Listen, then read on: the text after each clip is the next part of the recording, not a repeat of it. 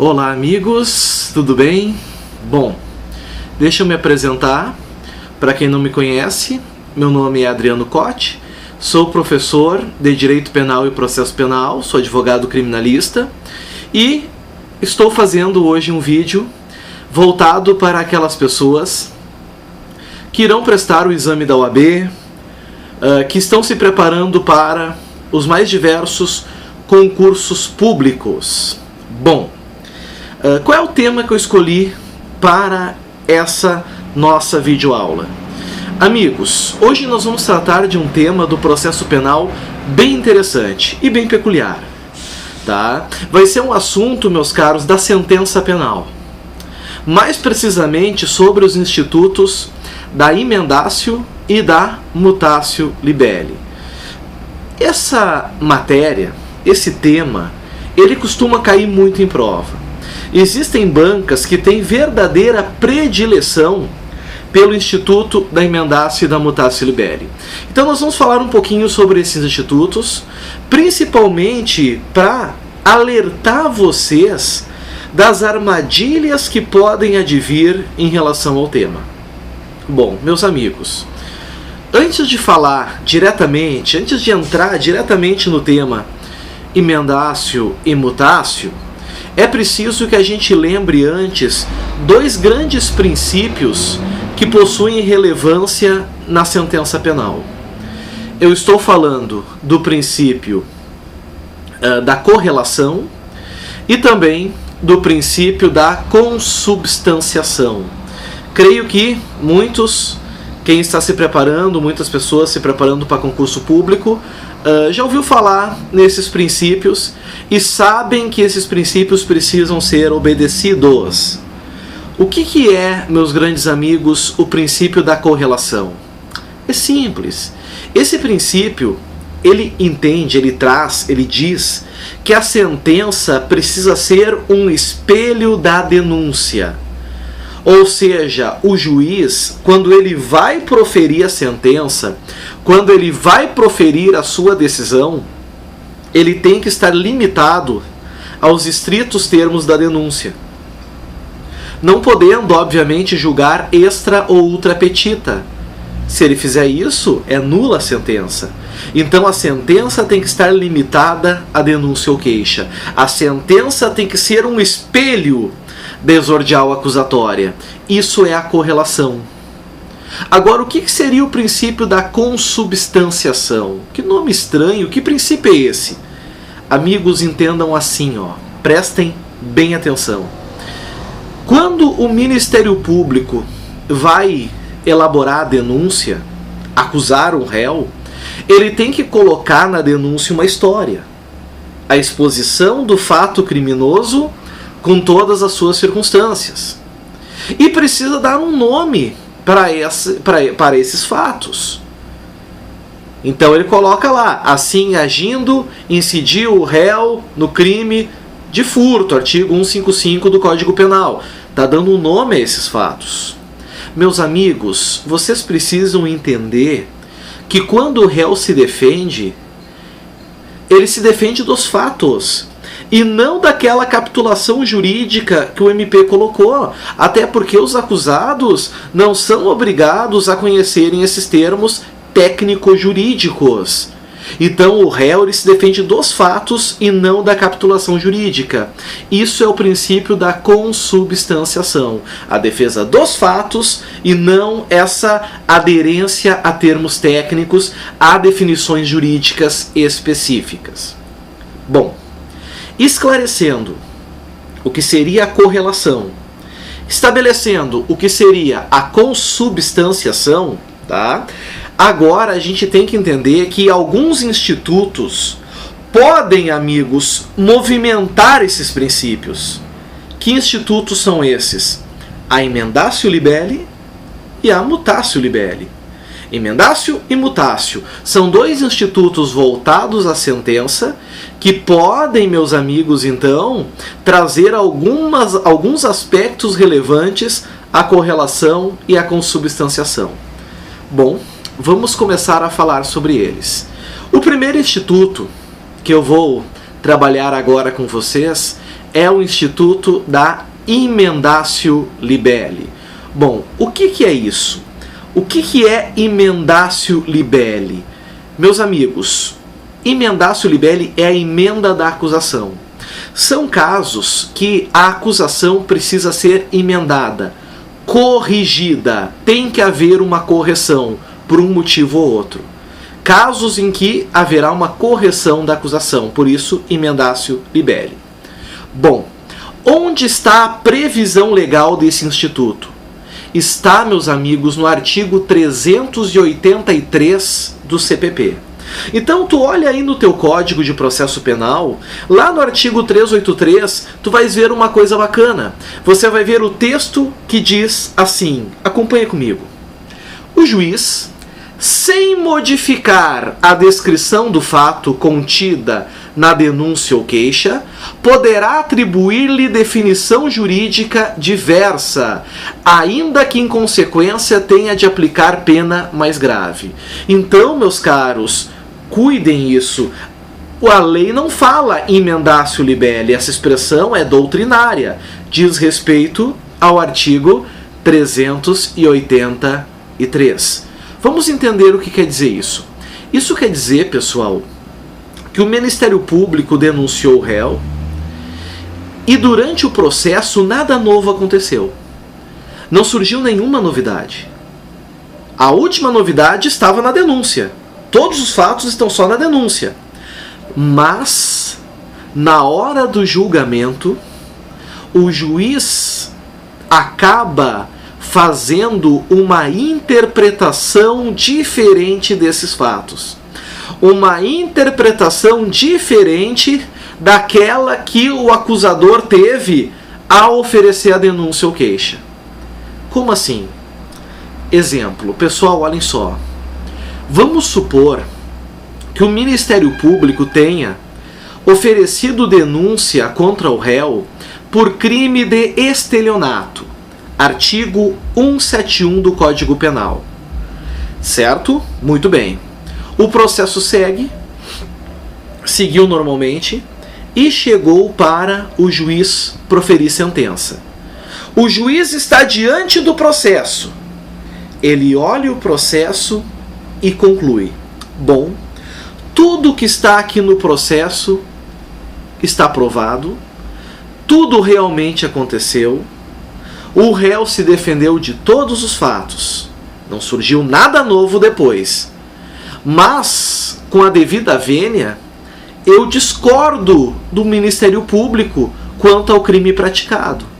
O Ministério Público entende que esse fato aqui, que está provado que aconteceu, é estelionato.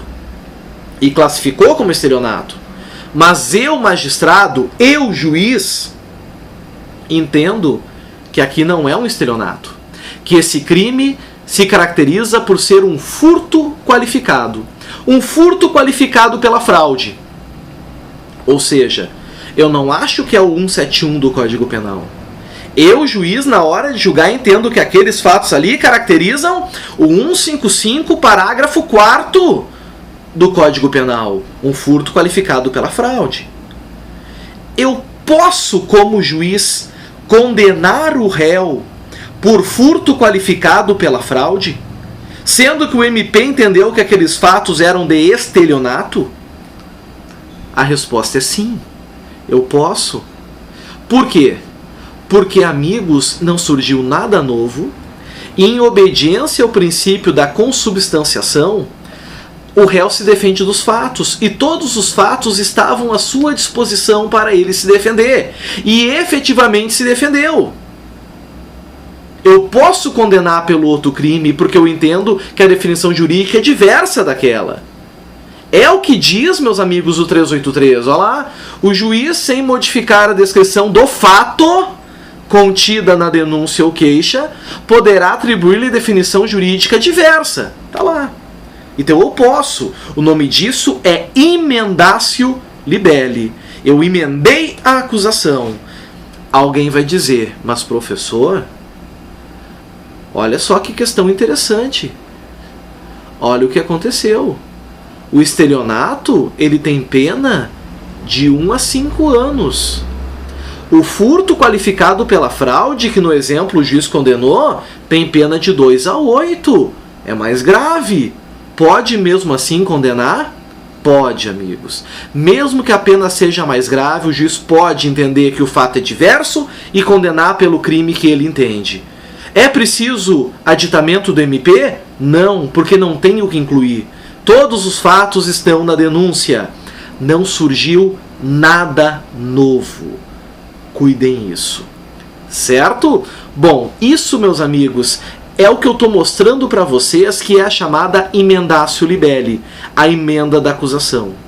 O que vocês precisam entender agora é o seguinte: nós temos, pela doutrina, 2 espécies de emendatio libelli, e volta e meia caem em prova, é bom cuidar. A primeira é a chamada emendatio libelli por defeito na capitulação. Olha a primeira que eu estou dizendo. Emendatio libelli por defeito na capitulação. É o exemplo que eu dei agora há pouco, do estelionato e do furto qualificado pela fraude. Vejam vocês. Estelionato, 171. Furto qualificado, 155. O juiz apenas modificou o artigo. Houve uma modificação do dispositivo legal, isso é a emendatio libelli por defeito no dispositivo. Só que nós temos, meus amigos, uma outra espécie. A outra espécie se chama, prestem atenção, emendatio libelli por supressão de circunstância. Olhem que bacana essa modalidade. Emendatio libelli por supressão de circunstância. Como é isso? Amigos, assim, ó, a denúncia, ela trouxe fatos a mais, que durante o processo alguns foram afastados, desconsiderados, sobrando outros. Por exemplo, para vocês entenderem, o Ministério Público denunciou o réu por crime de roubo. Artigo 157 do Código Penal. Denúncia por roubo. Durante o processo, se descobre que não houve violência ou grave ameaça. E aí, então, a violência ou grave ameaça é desconsiderada. Chega o processo para o juiz sentenciar. Ele pode condenar por furto? Pode. Por que pode? Meus amigos, porque o que é o roubo? Roubo é o furto com violência ou grave ameaça. Percebam vocês que não surgiu nada novo. Não houve um fato que não estava na denúncia ou queixa. Houve um fato que foi retirado da denúncia ou queixa.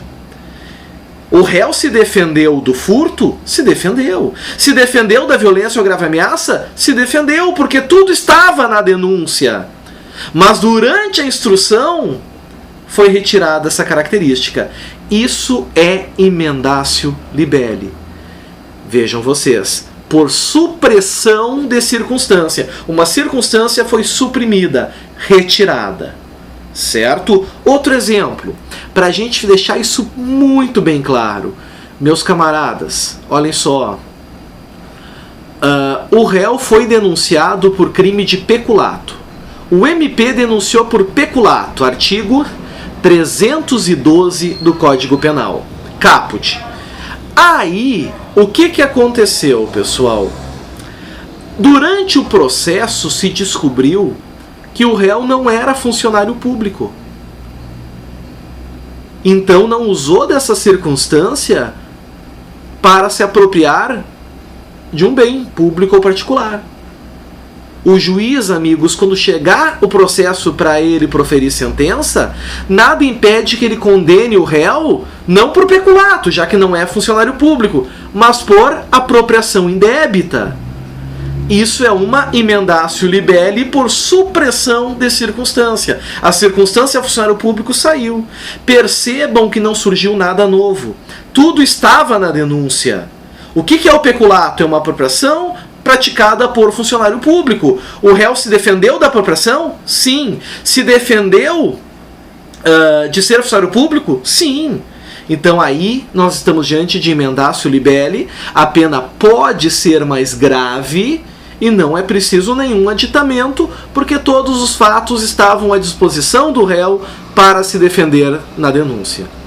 Ok? Bom, amigos, entendam o seguinte, eu tenho que ser muito justo no meu vídeo. Existe uma pequena parcela da doutrina que entende, pessoal, que essa emendatio libelli por supressão de circunstância não deveria existir. Que isso seria talvez mutatio, uma forma diferente de mutatio libelli. Porque o juiz estaria aqui, na verdade, modificando a descrição do fato. Isso não procede, pessoal. Porque a mutatio libelli, que é o outro instituto que nós vamos ver daqui a pouco, ele tem regramento próprio. Está lá no artigo 384. Só para vocês terem uma ideia, olha o que diz lá no artigo 384. Encerrada a instrução probatória, se entender cabível nova definição jurídica do fato, em consequência de prova existente nos autos, de elementar ou circunstância da infração penal, e olha agora, não contida na acusação. Ora, a violência ou grave ameaça não estava contida na acusação? Estava. O fato do indivíduo ser funcionário público não estava contida na inicial, na acusação, na denúncia? Estava. Então é emendácio, pessoal. É isso que prevalece, principalmente a título de prova. Nós temos então duas emendácios libelli. Primeira, por defeito de dispositivo, de capitulação, e segundo, pessoal, certo, por supressão de circunstância. Bom, quais são agora os cuidados finais que eu quero que vocês tenham no que diz respeito a emendatio libelli? Pessoal, primeiro, olha só o exemplo que eu trouxe para vocês, o primeiro de todos. Que o MP denunciou o réu por estelionato, artigo 171. E aí, na hora de condenar, entendeu que o fato é furto qualificado pela fraude, pena 2 a 8. Pode condenar pelo furto qualificado pela fraude? Na hora? Pode. Precisa mandar o MP? Não. Não precisa. É emendatio libelli, definição jurídica diversa, ok, perfeito, impecável. Agora vamos imaginar o contrário. Como assim o contrário? Olha só. O Ministério Público denunciou por furto qualificado pela fraude. O processo segue normalmente e o juiz entende que ali o crime não é de furto qualificado pela fraude, mas sim é crime de estelionato. Ou seja, o juiz vai aplicar uma emendatio libelli por defeito de capitulação. Entende que o crime é estelionato.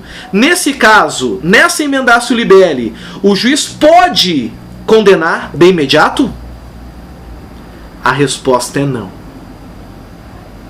A resposta é não. Ele não pode condenar de imediato. Mas, professor, como isso? O exemplo é o mesmo, só foi invertido os crimes e agora mais simples ainda, a pena é até menor. Aí é que está, pessoal. No momento que o juiz entende que o crime não seria furto qualificado pela fraude, mas sim estelionato, o estelionato tem pena de 1 a 5 anos. Nesse caso, amigos, o juiz deveria lembrar que é cabível, em tese, a suspensão condicional do processo. Percebam, a pena mínima ela é de 1 ano. Então o juiz não poderia, nesse segundo exemplo, condenar de imediato. Ele teria que remeter os autos ao Ministério Público, para o Ministério Público analisar e ver se é cabível, então, a suspensão condicional do processo, de acordo com os requisitos do artigo 89 da Lei 9.099 de 95, Juizados Especiais Criminais. Cuidem isso. No momento que o juiz, nesse caso, resolvesse condenar, aplicar a sentença de imediato, nós teríamos um problema, porque ele estaria retirando um direito subjetivo do réu, que é o benefício à suspensão condicional do processo. Cuidem esse ponto. O que eu falei para vocês, meus amigos, está no 383, lá no parágrafo 1º. Dá uma olhadinha aí no teu código. Olha lá. Se, em consequência de definição jurídica diversa, houver possibilidade de proposta de suspensão condicional do processo, o juiz procederá de acordo com o disposto na lei. Então cuidem isso. Se, ao modificar o crime, a pena ficar mínima igual ou inferior a 1 ano, o juiz então tem que remeter ao Ministério Público para que as medidas sejam tomadas. Ok? Último cuidado que vocês têm que ter em relação a emendatio libelli. Pessoal, muitas vezes, essa definição jurídica diversa que o juiz vai dar, ou seja, que é diferente da denúncia, pode trazer consequências no que diz respeito à competência. Olhem que interessante, a competência, meus amigos, ela pode ser mudada dependendo da emendatio libelli. Por exemplo, prestem atenção. Vamos pegar um exemplo que é elaborado a partir de um acórdão, de um habeas corpus julgado pelo STJ, certo? Pela 5ª turma do STJ. Eu vou apenas mudar o nome das cidades, mas o exemplo é o mesmo. Amigos, assim, ó. Vamos supor que João, na cidade de Canoas, Rio Grande do Sul, tenha emitido um cheque sem provisão de fundos, certo? Emitiu um cheque sem fundos na cidade de Canoas, Rio Grande do Sul. A pessoa que recebeu o cheque tentou descontá-la na cidade de Caxias do Sul. E lá foi informada que o cheque não tinha fundos. Ou seja, João cometeu o crime de estelionato por meio de cheque sem provisão de fundos. Previsto aonde? Previsto lá no artigo 171, parágrafo 2º, inciso 6 do Código Penal. Tá lá. Cheque sem suficiente provisão de fundos. Muito bem. Pessoal, quem é competente para julgar esse crime? A Justiça de Canoas, onde ele passou o cheque, ou a Justiça de Caxias do Sul, onde o cheque foi recusado?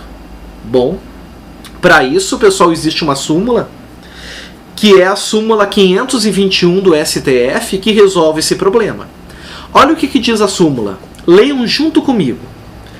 O foro competente para o processo e julgamento dos crimes de estelionato sob a modalidade da emissão dolosa de cheque sem provisão de fundos é o do local onde se deu a recusa do pagamento pelo sacado.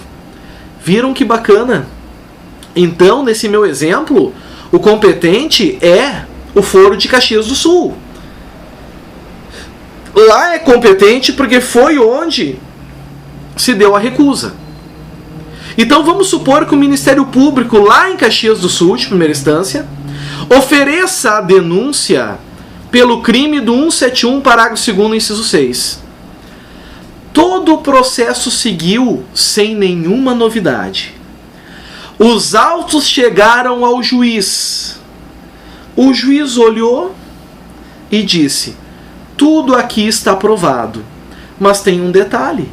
Pelos fatos eu percebi que esse cheque é para data futura. Não era um cheque de imediato, é para data futura. Logo, o que esse juiz concluiu? Ele concluiu, pessoal, que o crime já não é do 171, parágrafo 2º, inciso 6 do Código Penal, mas sim é o crime do 171 caput do Código Penal. É o que a do jurisprudência entende, que quando é para data futura, o crime é do caput. E aí a regra de que é do local onde foi a recusa cai por terra. A competência passa a ser da onde agora? Se é do 171 caput, passa a ser da comarca de Canoas. Olha a mudança de competência em virtude da emendatio libelli. Isso é possível acontecer. Bom, e aí como é que fica nesse caso? Cabe recurso dessa decisão do juiz, porque o juiz de Caxias do Sul, quando ele perceber, quando ele aplicar a emendatio libelli, ele não poderá condenar ou absolver o réu.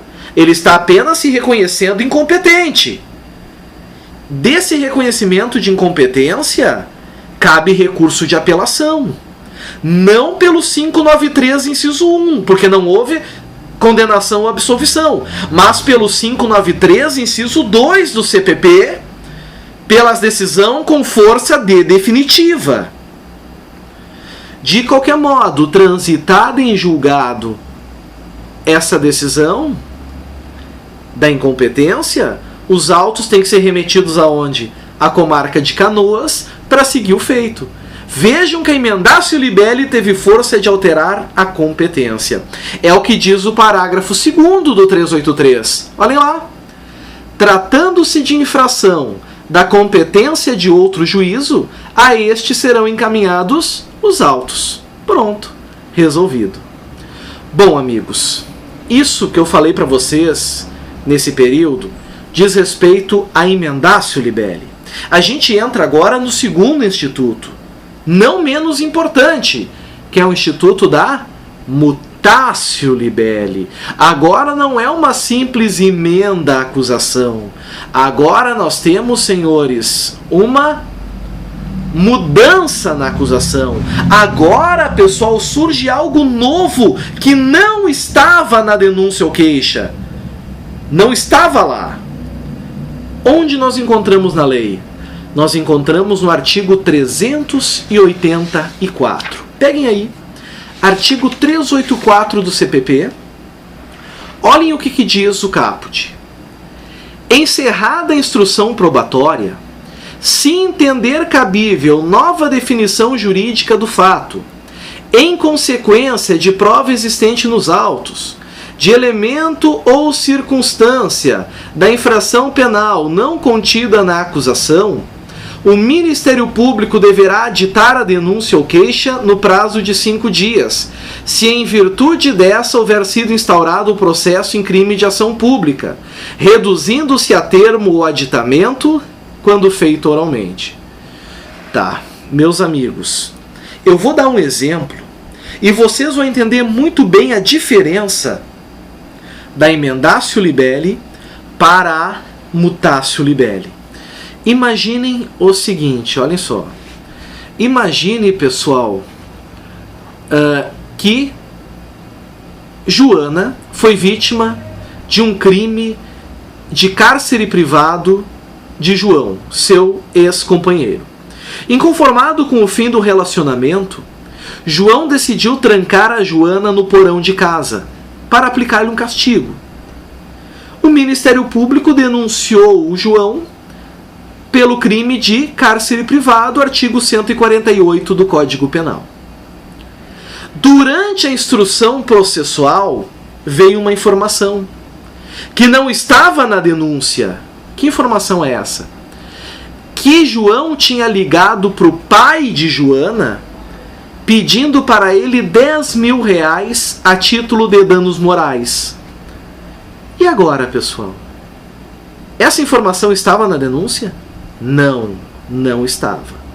Nesse caso, o juiz pode condenar com base nesse outro fato ou não. Percebam que esse outro fato faz com que o crime seja outro. O crime deixa de ser cárcere privado do 148 e passa a ser o quê? Passa a ser extorsão mediante sequestro, do artigo 159 do Código de Processo Penal. O juiz poderá condenar agora pelo 159 por extorsão mediante sequestro? Não, ele não pode. Por que não? Porque esse fato não estava na denúncia ou queixa. E se ele condenar, ele vai estar ferindo o princípio da correlação. Isso é mutatio libelli. Na emendácio não surge nada novo. Pode ser retirado, suprimido algo que já estava na denúncia. Mas não surge nenhuma novidade. Aqui surgiu. Esse fato do valor pedido de danos morais não estava na denúncia. Nesse caso, pessoal, que surge esse fato novo, o Ministério Público tem 5 dias para aditar a denúncia, como diz o 384. O que é aditar a denúncia? Amigos, aditar a denúncia é incluir esse fato novo dentro dela. Incluir esse fato novo na acusação. Se esse fato novo não é incluído, o MP não poderá, o juiz não poderá condenar o réu por extorsão mediante sequestro. Tem que ter necessariamente, amigos, o fato novo na acusação. Isso é mutatio libelli. Imaginem um indivíduo que foi denunciado por receptação. Durante o processo vem informação de que ele agiu culposamente. Isso é emendácio ou é mutácio? É mutácio, porque essa informação de que ele agiu culposamente não estava na denúncia ou queixa. Logo, em 5 dias, é indispensável que o Ministério Público adite a denúncia. Muito bem. Agora vem a grande questão. E agora eu quero muita atenção de vocês. Em alguns lugares, em algumas discussões jurídicas, se discute a questão da mutatio libelli em segundo grau. Ou seja, o MP denunciou o réu, surgiu um fato novo, o MP não viu, o juiz não viu, houve uma condenação, houve recurso para o tribunal e o tribunal descobriu esse fato novo. Hoje não houve aditamento. Alguns pensam, equivocadamente, que nesse caso seria possível a nulidade da sentença. Que a sentença seria nula, porque o juiz não teria mandado os autos ao MP para aditar. Amigos, isso está errado. Por que está errado? Porque com a nova redação do artigo 384, que nós temos agora, a lei retirou essa prerrogativa do juiz de remeter os autos ao MP aditar. Isso é uma vitória de um sistema acusatório. Isso é uma vitória garantista, acusatória. Antes de 2008, quando surgia um fato novo, a lei dizia que o juiz ia remeter os autos ao MP para ele editar. O juiz estaria ajudando o MP. Ó, MP, chegou um fato novo, vamos editar. Com a nova redação, não mais. Agora quem tem que se dar conta de que surgiu um fato novo é o Ministério Público sozinho, não o juiz. O juiz é imparcial e ele não se manifesta. Então o Ministério Público, cuidem só, no momento que ele não adita, o juiz proferiu uma sentença correta. A sentença está correta, não houve erro em procedendo. O juiz, ele tinha que ter mandado. Não, não tinha. Ele não tem obrigação de remeter. Então não há erro no procedimento da sentença. E é isso que ensejaria uma nulidade. A sentença está perfeita, ela está impecável. Quanto ao procedimento, o erro é no julgar, tanto que houve apelação. Mas no proceder, está perfeita, está correta. E aí chegou o tribunal. O tribunal pode aplicar a mutatio libelli? Aí eu quero que vocês cuidem, porque a resposta é não. O tribunal, ele não pode aplicar a mutatio libelli.